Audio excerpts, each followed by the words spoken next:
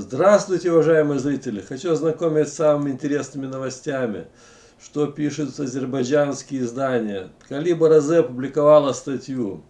Париж и Ереван идут войной на Москву. Ситуация такая, что этот самый француз Макрон и Пашинян объединяются, идут войной на Путина. Непоследовательное поведение официального Еревана, нападки ереванских политиков на Россию ДКБ вызывают все больше раздражения в Москве.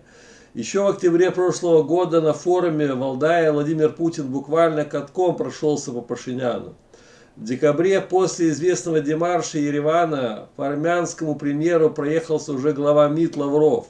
И, наконец, после состоявшейся 10 января пресс-конференции Пашиняна официальный представитель МИД России Захарова нанесла ряд ударов по армянскому правительству.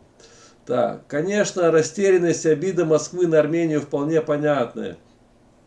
Мы вас столько лет холили, лелея, а вы оказались такими неблагодарными. Ну, это правильно. Путин говорит Пашиняну: столько лет, типа, мы с вами дружили, поддерживали, а теперь вы такие неблагодарные. Впрочем, Армения и благодарность вещи несовместимые, о чем свидетельствует печальный опыт азербайджанцев и турок.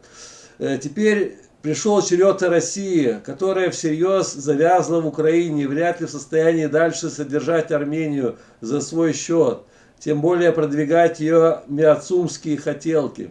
А поскольку в Ереване привыкли держать нос по ветру, там уловили этот момент, буквально на ходу стали переобуваться. Говоря простым языком, инициировали смену союзника. В общем, все поменяли Путина на Макрона. Благо, нового хозяина искать долго не пришлось. Французская сестра готова взять страну камней, это Армения, под свою финансовую и военно-политическую опеку.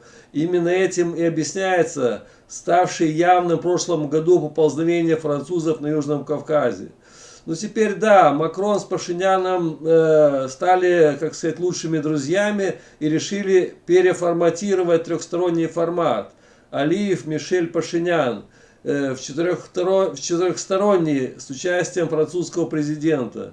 В ходе переговоров Армения и Франция пытались надавить на Азербайджан, воспользовавшись недавними пограничными инцидентами. В общем, ситуация такая. Сейчас дальше вот как раз эту тему продолжим.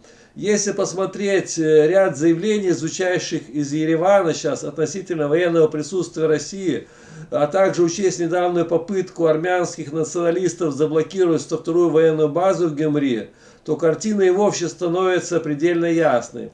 Русские должны уйти, а их место занять французы. В общем, Пашинян будет делать сейчас все, чтобы русские ушли с Армении, а туда конкретно французские войска. И может даже на границе поставят, эту базу в Гюмри французов поставят, может даже и миротворцев французских сюда поставить. Понимаете, не нужны ему российские миротворцы и вообще русская база. И вот все правильно, он хочет там, чтобы там все эти места заняли французы. Но просто так Россию из Армении не выдавить. Нужен мощный повод. По данным все же близких российским силовикам каналов, Запад в лице Парижа может попытаться открыть второй фронт против России, спровоцировав новые боестолкновения между Азербайджаном и Арменией. А поскольку очевидно, что РФ вряд ли станет вмешиваться на стороне Еревана, то это даст последнему повод обвинить Москву в несоюзническом поведении, потребовать вывести российские войска из Гюмри. Я думаю, сейчас французы будут здесь что-то с Пашиняном мутить против русских миротворцев. Может, провокацию какую сделают, еще чего-нибудь, чтобы вывести эту базу из Гюмри. Все правильно тут пишут. Так, история повторяется. Париж теперь уже руками не персов, а армян пытается усилить напряжение в регионе с целью его дестабилизации и удаления из него России, дабы новым модератором в регионе стала именно Франция. Лишнее, наверное, пояснить, что подобное развитие не устраивает не только Москву, Анкару, но и Баку. Вот какая ситуация интересная сейчас складывается. Очевидно, что если подобную политику Парижа и Еревана замечаем мы, то вряд ли это возню не заметили в Москве.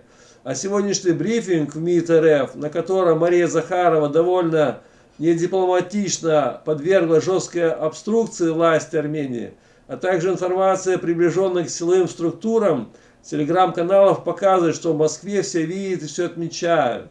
А вот такие меры в Москве, как бы сказать, не потерпят провокации. И сомневаться в этом не приходится. Путин не любит предательство. Я вам раньше говорил, что Путин не любит предательство.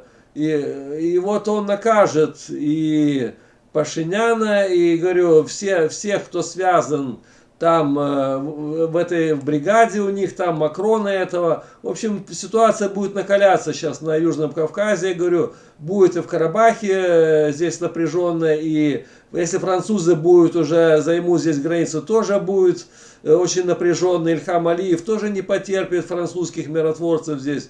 В общем, тем дальше, тем все интереснее ситуация складывается. Так, вот такие новости. Всем спасибо, всем пока, до новых встреч.